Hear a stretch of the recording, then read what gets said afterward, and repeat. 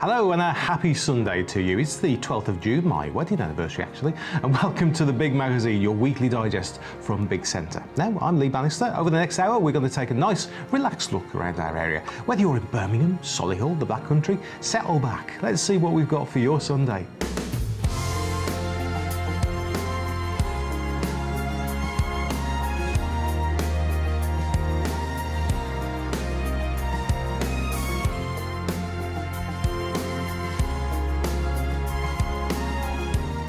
Yes, it's Sunday, so in a few moments we'll cross to the big news for a look back across the week with Bob Hall.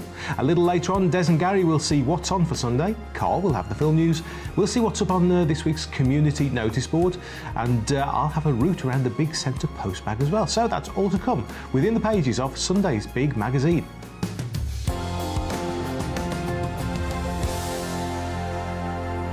So then, it's over to Big Centre's newsroom now for a look back at what's been going on in our area this week. Here's Bob. Thanks, Lee. Now, last week was National English Wine Week, a celebration of our homegrown wines. Although England might not be the first place you think of when you think of wine, it is growing in popularity. Lois Swinnerton won the draw and she went to Hapney Green Vineyards in South Staffordshire for a taste. You may be partial to Italian or you may like the taste of French, but have you ever tried a wine from right on your doorstep? Winemaking here in the UK can be traced back to Roman times, with the Anglo-Saxons and Normans continuing the winemaking tradition, but vineyards became harder to come by in the Middle Ages and almost completely died out by the beginning of the 20th century. Since the 1950s, though, it's had a revival, as local vineyard founder Martin knows only too well. We're on the map now. We're recognised as a what would be called a cool climate wine growing region, rather than say like Tasmania or Canada or parts of Germany, and we're respected now as a proper wine growing country.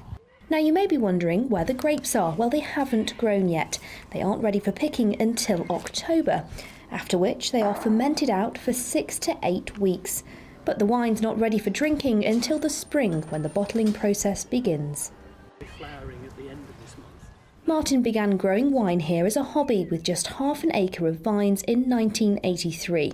Today there's almost 30 acres. So with 33 years of experience, I asked him what makes English wine different to those produced by our European neighbours. We'd have more daylight hours, for instance, than they do in Bordeaux. We have less day degrees, but we grow in the main early ripening varieties, and we've got the right soils, we've got the expertise now, so it's only going to go one way, I think. And how does that affect the taste of the wine?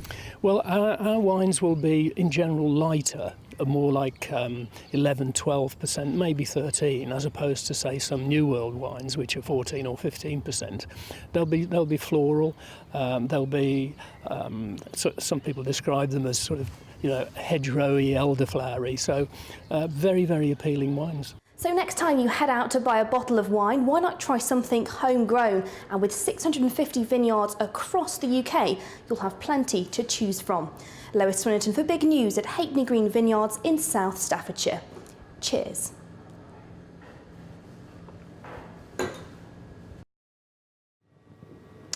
Now, Louis Martindale Vale is a PCSO, that's a Police Community Support Officer, and his beat covers the shopping area in Erdington in Birmingham. Nothing unusual in that, except that he is, wait for it, 71. He's been doing the job for 9 years. Roshni Patel has been to meet him. If you ever wanted to prove that age isn't a barrier, perhaps one of the best examples to look towards is that of PCSO Louis Martindale Vale. At the age of 71, it's believed that he's the oldest PCSO across the whole country. It makes me feel very humble, to be honest, and it's a nice position to be in, because if the word gets out that you can still do it at 71 and 6 months and still have a bit about you, you've still got your marbles, you've still got the fitness in you, and I enjoy the job very much so. So yeah, it's a humbling position to be in. A Navy man, a boxer and employee of Jaguar Land Rover in his younger days, it was his former wife who saw the role advertised in the newspaper and encouraged him to apply. 9 years on, he's scouring Erdington High Street to clamp down on crime. It's a high adrenaline job, but you do get reward out of it. You work hard, you'll get some rewards out of it. And the figures show that in the 9 years we have made a difference out there. And talking of adrenaline, fitness tests are a requirement for Louis' role. Again, it's not something that holds him back. And I think it's partly down to his regime of walking at least 25 miles per day. I don't find it difficult, luckily. It's quite a good fitness test when we first started, but I still do a lot of mountaineering. So, luckily, I'm very fit for my age. But we do, and every 18 months now, we do what they call a PST, personal safety training, a bit of warm-up, a bit of arm holes, a bit of arm locks, a bit of defence, that sort of things. So, it proves you've got to be a certain level of fitness. So he's got the fitness, the passion and experience. But does his age ever paint him as a vulnerable figure? In fact, just the opposite. I've got quite a good reputation. It took me about 3 or 4 years when I first started. Been called all sorts of names, like old man and all sorts of things, and it just doesn't bother me at all. But now I've got a lot of respect, both from the people who do break the law occasionally and from the nice citizens out there. Cutting down to part-time has been Louis' only concession to his age. The big question is retirement on the cards. Well, as my inspector said when I was last sat on a radio interview, he said, well, we're looking forward to the next 10 years for Louis. So the answer is I don't know. At this moment in time, I've nothing planned. While I'm enjoying it, fit enough to do it, and I can produce what I'm supposed to do, then the answer is not just yet. And there you have it. A man who, even at the age of 71, is showing no signs of giving in to age. Roshni Patel for Big News in Erdington. Now, the Dudley Hippodrome could be safe from demolition after campaigners who've been fighting for a long time to keep it from being knocked down have been given a 5-year lease on the site.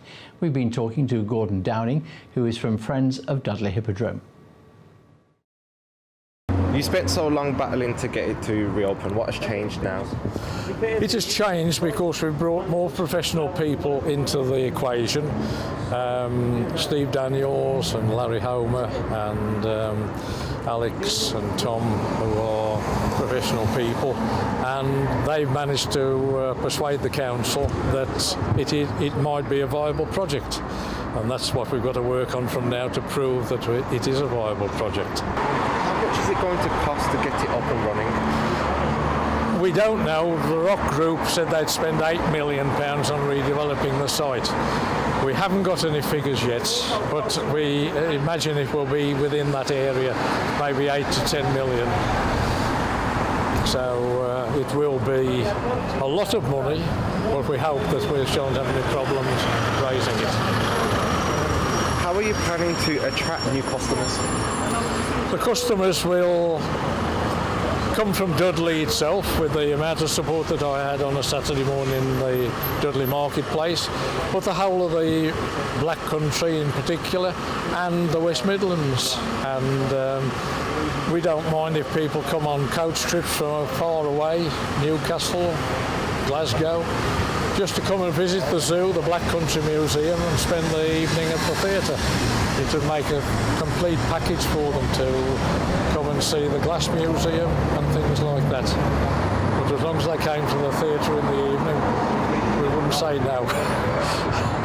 Now I think it's just a case of waiting to see what the council come up with as far as a lease is concerned, and obviously there'll probably be things in it that we shan't agree with, and there'll be things in it that they won't agree with us wanting in it. So, but that's going to be the agreement. They're working with us, and very much so at the moment, and we look forward to the partnership between us and the Dudley Council.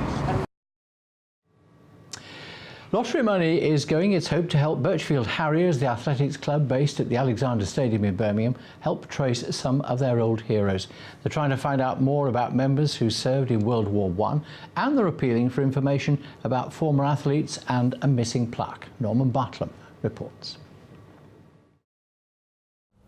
We're here in the committee room of Birchfield Harriers at the Perry Barr Stadium with Ruth and Stuart. So Stuart, you were pretty much behind winning the successful bid, so tell us a little bit about it. This is specifically about the World War I involvement, and our club were involved. We've got this plaque which tells us all the names of the people who were involved. The plaque unfortunately has gone missing, but we've got a picture of it so we know who was on the Roll of Honour. The project is to find out about these people and see what they did. According to the plaque, 30 people were killed and quite a few others were injured in various ways. So Ruth, you've managed to find various photographs of different athletes, and we've got a couple here, haven't we? Who's this one? Yeah, so that's a favourite of mine. That's Joe Blewett, whose name was actually Charles Edward Blewett, who was a major cross-country runner for the club during the 1920s and went to 2 Olympic Games as well. And he actually joined the club probably right at the end of the First World War, when he was a corporal in the Machine Gun Corps. He was an absolute champion of the club in a lot of ways, and he won national cross-country honours, but he also was very, very popular with his club mates. And in his railway record, there's a little note added, which I think is quite sweet, in inverted commas, in handwriting. It says champion runner. Excellent. Next to his railway record. And one of the other athletes, Charlie Ray, he was a very fast runner. He used to go out in the trenches relighting fuses. So he was so quick that he could get out there, light the fuse and come back without getting killed. So there are various stories like that, and the title of the project is Running Between the Lines. And now we've got this other magnificent one. On here it says, went into battle wearing his club's old colours. Look at that, that's fantastic, yeah. That is. So tell me a little bit about this man then. Right, well this is Sidney Burrell. You know from a newspaper report that he wrote back to Birchfield Harriers to say that he was in hospital, I think it was in Edinburgh, and he'd had a machine gun bullet to the calf of his leg and it had been shot off, or partly shot off. But we know that the drive of this man was extraordinary, because within 4 months he was back racing again. Yes, the website for the project is archives.birchfieldharriers.com, and on that site is information about the people we've found out so far on the plaque. Each person will eventually have a little piece about them. They'll have a web page on the World War I pick characters, and it will also have other people in the club, like our Olympians, who we are hoping to get our 100th Olympian fairly soon.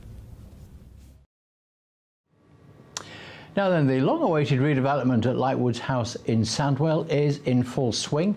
Home to a construction site and plenty of scaffolding, the historic Grade 2 listed building is being restored to its former glories so that the community can make use of it. Our reporter Roshni Patel has been having a bit of a sneak, and here's what she came up with. It's been an ongoing project since last February, and now the £5.2 million redevelopment of Lightwoods House is starting to restore the historic site back to its former glory. Along the way, discoveries of historic features hidden away until now. There has actually been some really interesting findings. Lovely stucco design that's kind of an architrave all around the building, which is beautiful. We've actually found some William Morris wallpaper. We've got some really interesting ironmongery that's going on the park that's all sympathetic to obviously the original features to the building. So yeah, I think some really interesting things that people or the local community will enjoy coming and have a look around. This building dates back to 1791. During that time, it's had many uses, but following the departure of its last occupants, stained glass artist John Hardman and Co., it started to fall to pieces. The building itself was obviously, you know, the roof was leaking, it was open to the elements, it was in a sad state of repair for quite a considerable amount of time. But once we started work, the roof's pretty much sealed up now. I mean, Lightwoods Park and Lightwoods House is on such a main route between Birmingham city centre and you know, so many people must drive past this road and must have said, oh God, it's a shame no one's ever restored it, but that's what we're doing right now. So, with a new roof intact and doors and windows replaced, to name but a few of the developments, what can the community of Sandwell expect once it's ready? The building itself as we'll have a number of purposes, to be honest with you. There's going to be a cafe come restaurant which will be open to members of the public.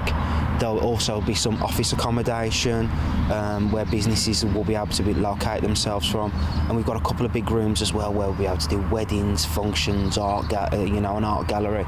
So yeah, all members of the local community could come and get involved with the building and the park itself. Lightwoods House is set to welcome visitors through its doors next spring. Until then, though, the construction continues on one of the region's historic gems. Roshni Patel for Big Midland News in Bearwood. And that's it. Lee, it's back to you. Thanks, Bob.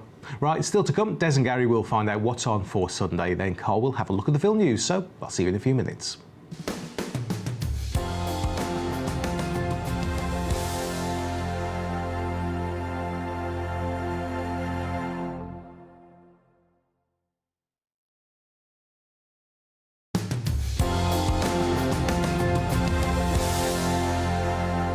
Welcome back. It's the Big Magazine with you for a Sunday here on Big Centre. Still to come, Carl will be here with the film news. We'll see what's up on the community notice board as well. And of course, I shall grab what's in the postbag. That's all to come later on in the show.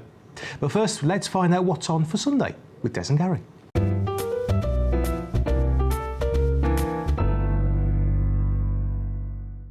Now, there's a few events happening around the region today, including a Peaky Blinders bus tour of the city. Over at the National Motorcycle Museum, there's an international record fair. And at Castle Bromwich Hall, there's an Austin Healey concourse event featuring a collection of the iconic cars. Funny enough about that Peaky Blinders bus tour, I don't think it's the same one, but I bumped into somebody last week who also organises those around Digbeth and Small Heath and all around there. And I've been invited to go along and have a look and see if it's something we might want to feature. Oh. I said, I will see. I'm sure you would. For dog lovers, the Midland Fun Dog Day promises a great day out in the stunning Capability Brown Parkland of Chillington Hall, which is just 4 miles northwest of Wolverhampton. There's a packed programme of displays and demonstrations and 20 fun competitions for you or your children to enter your dog into, including agility, flyball and steeplechase. All proceeds go to charitable causes, including the Alzheimer's Society, Cancer Research and Acorns. Good charities. Yeah. Good, just go and support them. Fantastic. Now, running parallel to the 2016 Formula One Championships, the Scalextric Super Prix Championships. I remember Scalextrics. Yeah. They were great. I don't know if they still do it, actually, but I'm sure they do, don't they? They do, yeah. Okay. Now, it all takes place at the wonderful world of trains and planes in Birmingham, replicating today's Canadian Grand Prix, the British Grand Prix on 10th of July, the German Grand Prix on the 31st of July, and the Belgian Grand Prix on the 28th of August. Points will be scored for the top 10 performers in each round of the championship, with the top 6 performers during the season going through to a final race-off competition event in September. That's a great idea. That sounds really, really good. Yeah. Really good. They're mad for it as well, you know. I mean, Scalextric sort of, what do they call them, anoraks. You know, the cars are absolutely exact replicas of... I mean, and then to technology, they must be a lot better than our day when the cars kept on coming off the track. Oh, yeah. All you had was 2 little bits of metal brushes touching the track and going around. I did a thing years ago. Some company created this. It was like an interface that plugged into it, and you could actually have commentary. And we did all the voiceover for it. I don't know whether it ever worked, but anyway, gigs tonight. Hannah Aldridge's father was one of the producers from the legendary Muscle Shoals studio in Alabama, so she comes to the Kitchen Garden Cafe with a great legacy.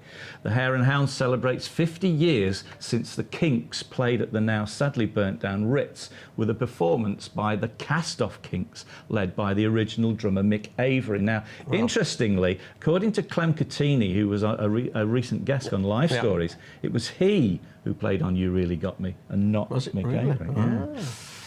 And just down the road at the Sun at the Station, Steve Adjayo's Club Bebop is meeting. At the Town Hall, Dancing in the Streets celebrates the great Motown hits. And over in Lichfield, along with recent guest on The Week, which I had the pleasure of presenting, Tony Christie will be supporting Tom Jones performing at the Beacon Park. That's fantastic. So let's say goodbye with a kiss. You don't have to be beautiful to turn me on. I just need your body, baby, from dusk till dawn. You don't need experience to turn me out. You just leave it all up to me. I'll show you what it's all about. You don't have to be rich to be my girl. You don't have to be cool to rule my world. Ain't no particular sign I'm more compatible with. I just want your extra time and your kiss.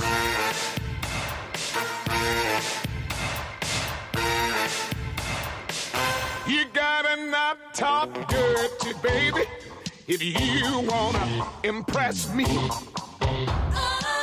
You can't be too flirty, mama. I know how to undress me. Let me be your fantasy, and maybe you could be mine. You just leave it all up to me. We can have a good time. You don't have to be rich to be my girl. You don't have to be cool to rule my world. Ain't no particular sign I'm more compatible with. I just want your extra time and your kid. Think I better dance now.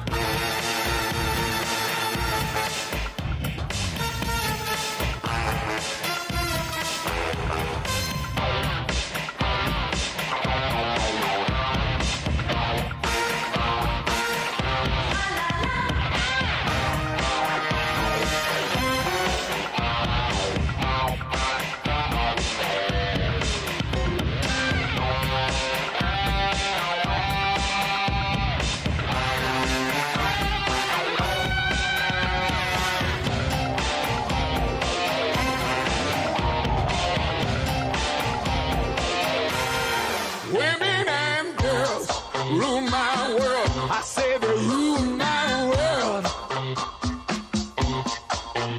At your age, mama, not your shoes. Now then, do you like a good film? Well, why not watch our movie magazine show, The Big Picture, on Fridays and Sundays? And to give you a taster, here's Carl Jones with this week's movie news. Carl.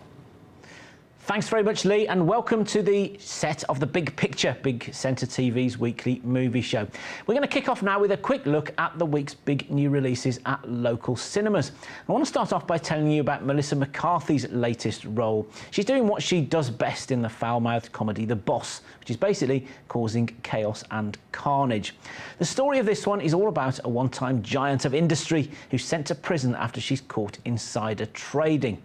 She emerges ready to rebrand herself as America's latest sweetheart, only to find that not everyone she double-crossed is quite so quick to forgive and forget. And not only that, she has to reacquaint herself with some of life's simpler pleasures, things that people like you and I take for granted, like a simple sofa bed. A bed inside a sofa. That's neat. Well, it's old, but it's comfortable, so. Thank you, Claire. Good night, Michelle.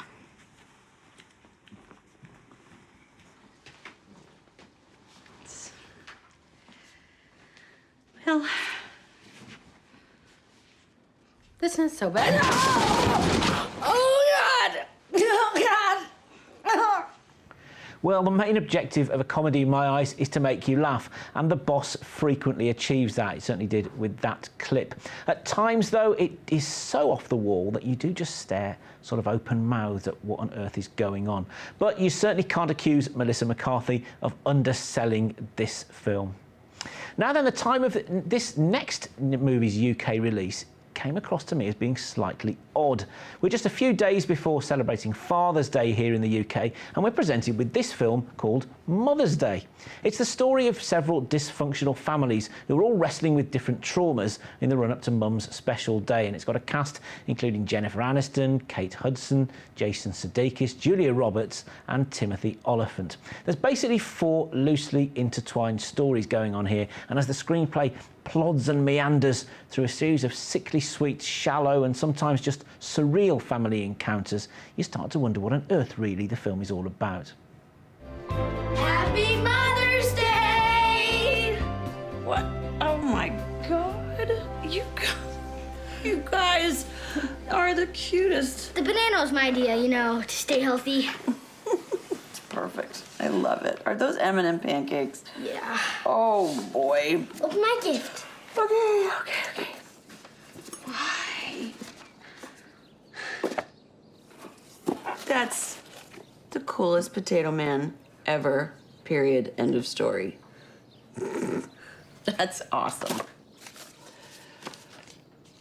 Thanks for all that you do. We appreciate you. Happy Mother's Day, Gina. You gave her the wrong gift, you dork. Oops. Sorry, Mom. Oh, that's okay. That's okay. I love you, Mom. Thank you. I love this you. one's for you. Okay. This is better than the first one. It's even better. That's sweet. I love him. Thank you so much. Oh, this is for you. Thanks, babe. Now, I've got to be honest with you, this film bored me rigid. It's a shocking waste of a talented cast, and some of the inter-family exchanges are truly cringeworthy, an overdose of saccharin. The only time I raised a real smile is during some of the outtakes over the end credits, and even they felt like they'd been added in a half-hearted, last-minute afterthought. Let's take a look, though, at the rest of this week's box office top 5. There's some decent offerings in there. At number 5, the new X-Men movie Apocalypse, which is proving popular with the fans, maybe not quite so much with the critics. At number 4, it's Alice Through the Looking Glass with Mia Wasikowska and Johnny Depp back in Wonderland, joined this time by Sacha Baron Cohen. At 3, we've got Warcraft: The Beginning, inspired by the best-selling game. Number 2 this week is the new Teenage Mutant Ninja Turtles movie, where Megan Fox returns among our heroes. And at number 1 this week, though, it's the tear-jerking drama inspired by the best-selling book. It's called Me Before You, and if it's your sort of movie, you probably need to take a box of tissues. That's all the opening at cinemas this week in our region, but don't forget, if you like your movies, tune into The Big Picture every week here on Big Centre TV, where we spend time looking not just at what's happening at cinemas, but also on the small screen, and we meet local movie makers as well. We had a couple of animators in this week who are hoping to do good things, and they've certainly got the bug after performing their first short movie. So there's plenty always on Big Centre TV's Picture Show, 10 o'clock every Friday night. Thanks, Carl. And of course, you can see more from Carl on The Big Picture, as he said. It's also on tonight, Sundays at 9 o'clock and Fridays at 10. Right, we're going to take a short break now. But when we come back, we'll take a look at the community notice board. And as ever, I'll be delving into the Big Centre postbag too. So, see you in a few minutes.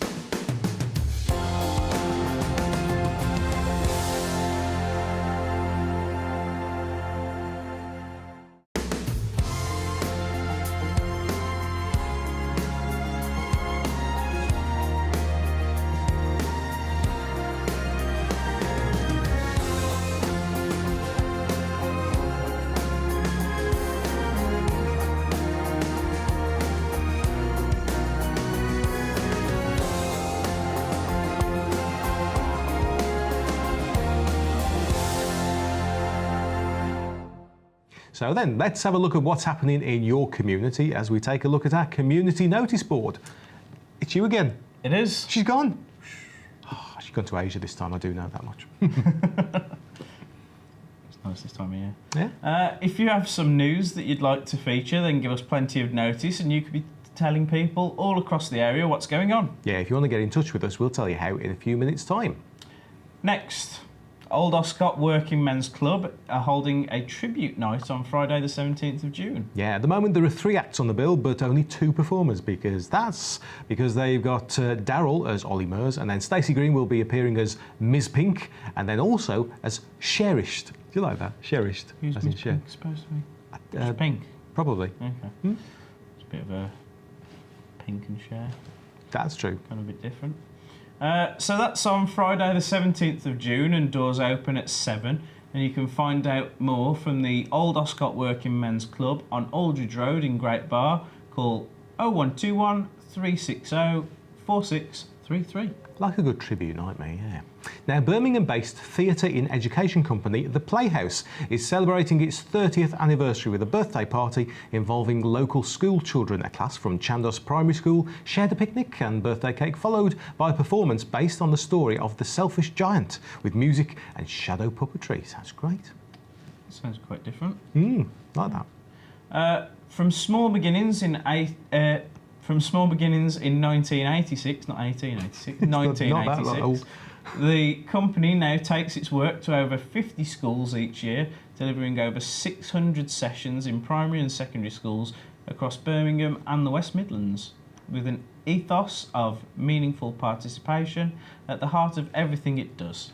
The Playhouse stimulates the imagination of children and young people and brings to life a wide range of curriculum subjects using drama and stories. Yeah, I used to like that sort of thing when I was at school. We used to have sort of visiting players come in and do that. So, I liked when we had the Vikings visit. I thought you might. Funny that, isn't it? The Playhouse originally began when St Paul's Community Project in Balsall Heath set up an initiative initially known as Language Live, where a community artist toured local primary schools in Rowell to promote language development. The character of Charlie the Clown was Charlie the Clown was created by Dr. Steve Ball, who is now the Associate Director at Birmingham Repertory Theatre, where the Playhouse is now based. Charlie the Crown. Charlie, yes. He just wears it on his head. It's like the sorting hat out of Harry Potter. Yeah, could be. There's a new idea for you. Since then, the company has taken its work as far afield as Nigeria and Hong Kong, and is recognised nationally for its unique participatory approach by schools, local authorities and universities. It also delivers work on a wide range of issues such as bullying, gangs and extremism. These days, the Playhouse Group is based at the Birmingham Repertory Theatre in Centenary Square, so if you'd like to find out more about them, have a look at www.theplayhouse.org.uk. Yeah, sounds good. Now, you might remember we mentioned them a few weeks ago, and here they are again. It's Bold Text's Stephen, Liz and Vanessa. Now, they're presenting their selfie event on Saturday, the 25th of June at Astley Castle in Warwickshire, as part of this year's Writers in Warwickshire Festival. Selfie Festival? That's what it's called. Can't imagine there's much talking in that. Everybody's just too busy taking selfies of each. You might think so, but look at what's next. These dramatic monologues... Three dramatic monologues read by the authors, exposing their work, practices and influences, as well as exploring how their individual backgrounds have shaped the writers that they are today. The results, like all good selfies, promise to be entertaining, diverse, occasionally comedic and sometimes downright bizarre. That's what it is, you see. Now, there's Off His Trolley by Stephen Jackson, In Search of the Unhappy Ending by Liz John, and The Other Me by Vanessa Oakes. Yeah, the accompanying workshop promises to help you find your voice, hone your writing skills and turn your personal experiences into a story. Sounds interesting. Right, so to find out more about that, visit all the W's, Writers in Warwickshire, all one word.com. I like the sound of that. Now, next, an appeal has gone out to Rotarians in Shropshire, Staffordshire and parts of the West Midlands who drink and enjoy a cup of tea, because they have the chance just to be having a nice cuppa and to make a difference in funding a wheelchair for a child, teenager or adult in the developing world. And how does it work? Well, just by collecting barcodes from boxes of none other than Yorkshire tea. Well, what are they going to do with the barcodes? Read on, you shall see. Rotarian John Sayer is leading the district covering Shropshire, Stafford and parts of the West Midlands from July the 1st. And he's appealed to Rotarians to support the Yorkshire Tea and Wheelchair Foundation appeal. Rotarian members have been advised that all they have to do is save the barcodes from Yorkshire Tea packs, and for every 750 packs of 80 tea bags, one wheelchair can be donated.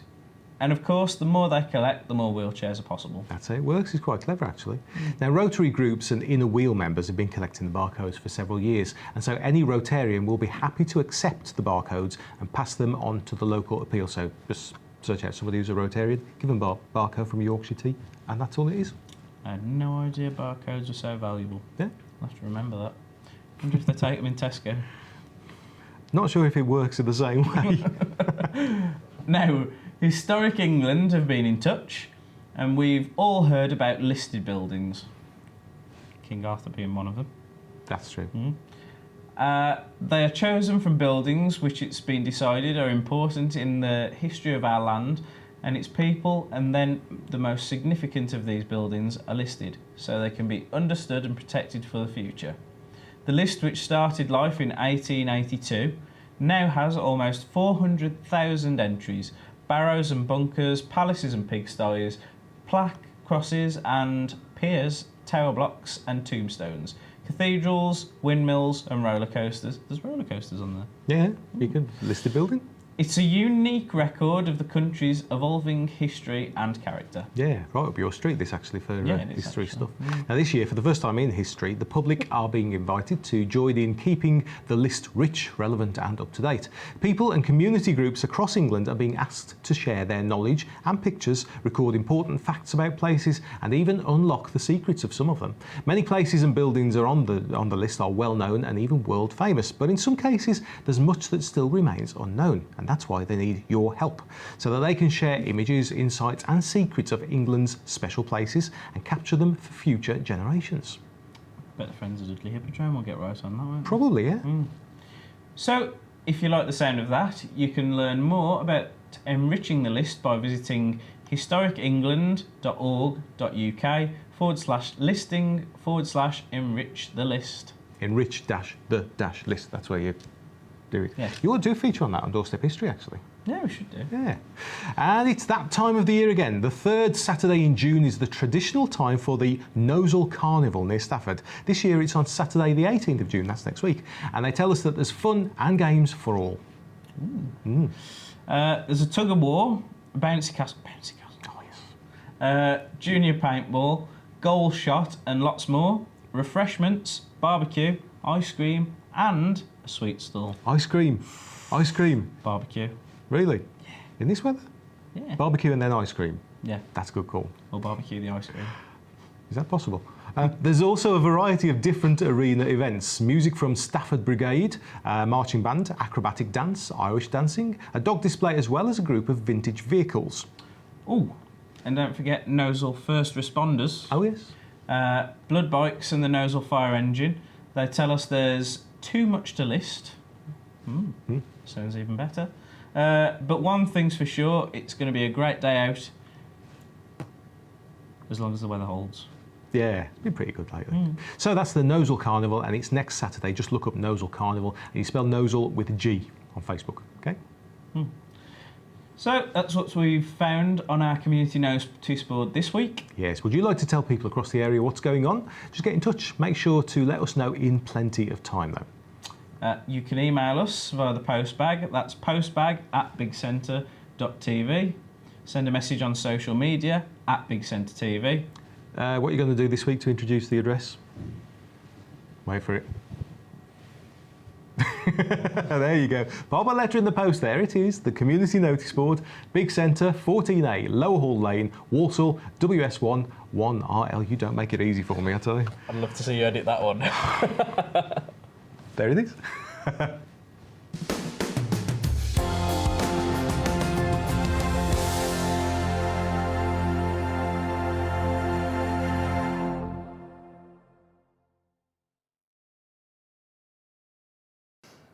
Hello, my name is Mark Birchall. Our youngest son passed his driving test just a few days ago. It was not his first test. Suffice to say that we've been out driving a fair bit over the last few months. As he drove to the test centre a few days ago, we chatted through the basics once more to ensure that he'd remembered everything that he'd been taught. On his last test that he failed, he was taken one route that was very unfamiliar to him, and he missed one of the important speed restriction signs that marked the way. He didn't break the speed limit, he actually went too slow.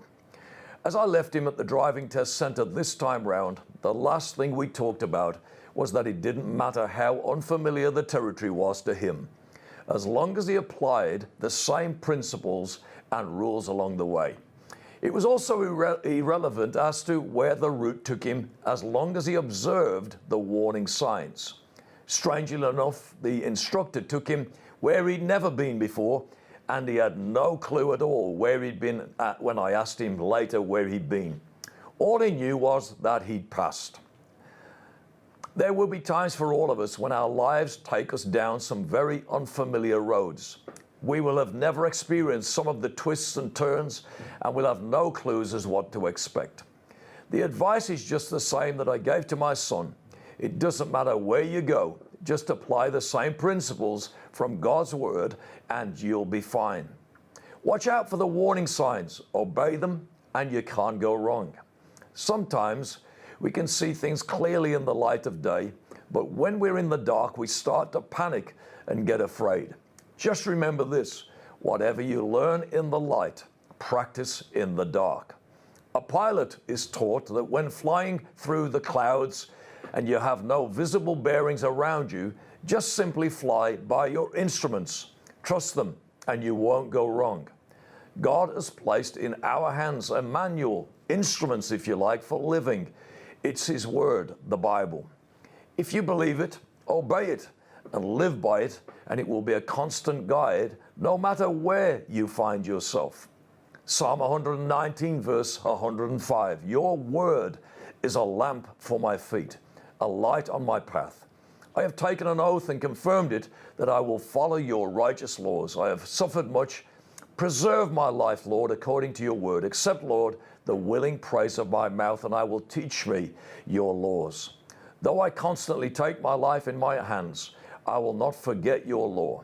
The wicked have set a snare for me, but I have not strayed from your precepts. Your statutes are my heritage forever. They are the joy of my heart. My heart is set on keeping your decrees to the very end. Whatever road you're on today, remember, trust the one who knows the way.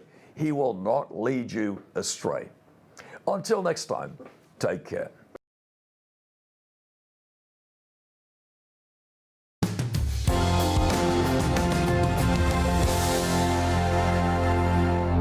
Now then, the opening of the recently revamped Mary Stevens Park in Stourbridge couldn't have been timed any better. With summer days seemingly in full swing, residents of the Black Country can finally start to enjoy £3.1 million worth of refurbishments. But it's not all about bringing new things to the park, as Roshni Patel found out. Well, it'll be a great celebration because it's taken nearly 3 years to put the park into the way it is now. We had to go for heritage lottery funding of nearly £3 million, and we've opened it in stages. Behind us we have the gates, which are magnificent, back how they were the day the park was opened. Behind you over there we now have a coffee lounge, which we've never had anything like that before at the park. Behind me at the moment we actually have the War Memorial, which has gone from being something that nobody could hardly see because of trees around it to the glorious state it is now where everyone can see it. And then the last final stage is at the other end of the park. We've got the children's facilities and also the lake. The lake was in a terrible state, but it has been well and truly cleaned, and we're putting the park back. It's supposed to come back just as it was the day Ernest Stevens was here and it was opened. And I understand that this notion to go back to the past, it's even going to affect things like the nature and particularly the trees. That's quite right. Some trees have already gone, particularly say the ones around the War Memorial, but most of those were self-seeded anyway. They weren't put there by a park person. And the whole thing is to bring it back to how it was the day it was opened. So yes, it will be trees that everyone will recognise as being trees of the British Isles. Why is it important to bring it back to its origins? Well, to get the funding, heritage lottery funding, it's the heritage part of it, put it back. But on the other hand, if you've got all that money, you would want to bring it back to how it was and put the trees in. And it's a very good use of the money. It looks lovely. Now, Birmingham's biggest celebration of food and drink returned to Birmingham last weekend. Yes, the Foodie Festival was back in Cannon Hill Park for its second year. Love the sound of that. From chicken curry to hot dogs to nitrogen ice cream. Well, this festival served cuisines from all over the world. Who else could we send to the festival but our lover of food, Monica Blaha? It's a German sausage. I've got fried onions on it and a lot of sauce. Oh, it's smoky, isn't it? Smoky, yeah, it's smoky. I just had the same as you. It looked really good. Is it yummy? He loves It is. sausage. I mean, you can tell he's already. Look, he's eating most of his. And he got his after me. He gobbled that down straight away, didn't he? It's a good size. Yeah, fabulous. Really good. It's really good. There's a lot of variety of different producers and stalls. It's really interesting. I was looking forward to trying something new, and I had some Moroccan food, so that was why I came here. I wanted to try something different. The tasting as well. Was it nice, Moroccan food? Oh, very good. Yeah, very nice. Yeah, the Moroccan food was lovely. Yeah, we had a nice flapjack over there. Yeah, we did. That was lovely. Yeah. It was multi-layered on it. Oh, it was fantastic. That was, yeah. So lots of yummy food for you. Oh yeah, loads. Yeah. We're just waiting for our food to go down before we go again. And what's the best bit about the Foodies Festival so far? Definitely the rum cocktail stand over there with the dark and stormy in the pirate ship. That's my favourite part. And what's your favourite part? All the free samples.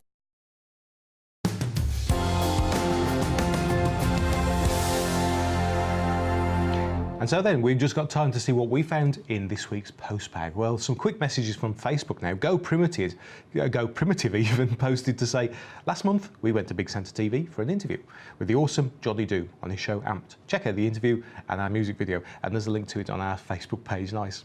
Now, similarly, Foran said, in case you missed it, here's our interview with Johnny Doom of Amped for Big Centre TV, and they posted their YouTube link as well. Wendy Jackson replied to say, yay, Joshua Valentine, who's part of the band. Fabulous interview for the band. You were a bit quiet though. I think she's joking there. Oh, and just a quick one actually. Yeah, we shared a story on the Facebook page all about the unofficial Black Country National Anthem recently. So what do you think it should be? Carl Robert Chatwin suggested Diamond Head. Am I evil? We Love Stourbridge actually seem to agree, but what do you think? Okay, well, if you do want to get in touch with us, then on social media, we are at Big Centre TV, and you can find us under that name on Facebook, Twitter, and YouTube. Plus, of course, you can always email us, postbag@bigcentre.tv. And don't forget, we've also got a couple of other Twitter feeds that you can keep in touch with. For sport, it's at Big Centre Sport, and for news, it's at Big Centre News. Simple. Or if you just want to write to us, then the good old address for anything at all is there. It's Big Centre TV, 14A, Lower Hall Lane, Walsall, WS1 1RL.